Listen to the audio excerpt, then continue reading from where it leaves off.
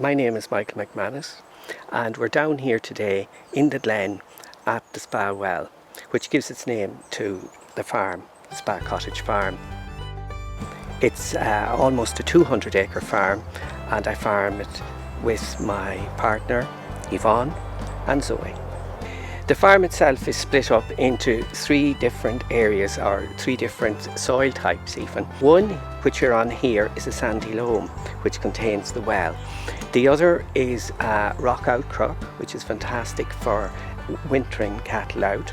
And the other one is shale and slate. We practice a type of farming here that is known as bollying. That's a very old system of farming. What bollying actually means is moving the cattle from place to place, so that when the area is set in one place, you move the cattle to the next place. It's rotation, really. We find that it's very beneficial for the well-being of the cattle because they're getting different minerals, they're getting different herbs and so on, and their overall well-being improves. And I'm told that the taste of the meat is even better. Here we are at the Spa Well. Sulphur water is known as nature's natural beauty mineral, and it aids the production of collagen and keratin in the skin.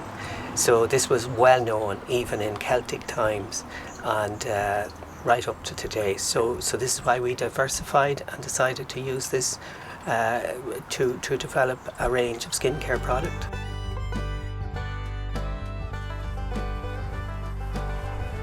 This is the second part of my farm. This is called Shebeg, and geographically it's very different from where we were at the first farm. There's 40 acres here for the cattle. We more or less use it again for finishing them. The limestone seems to help the final development of the bone. As well as that, they can roam freely. They have access to a turlock and a natural spring that's here also on the land.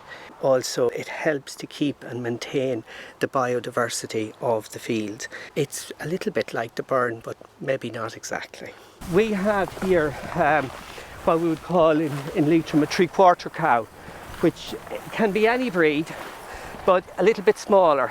We find that that's also easier to finish cattle without concentrate, and you have a more robust, stocky beast, even though there may be a mixture of other continental breeds. So rather than breeding up the size, we try to concentrate all that.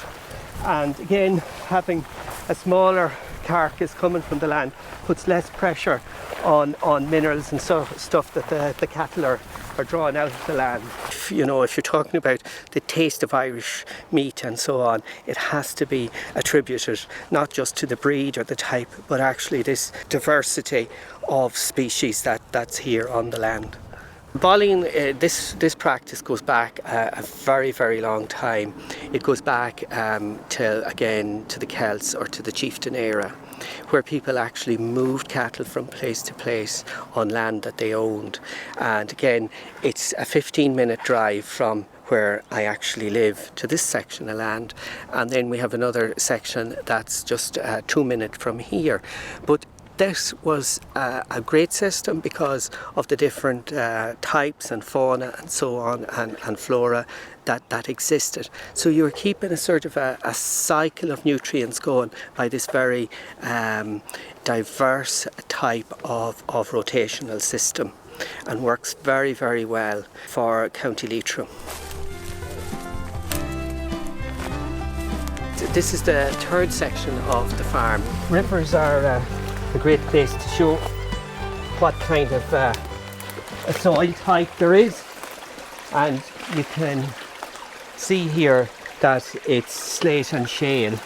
That's the predominant soil type. We find very much that cows themselves, older cows, seem to benefit more from this area, and that's just of years of experience passed on from generation to generation.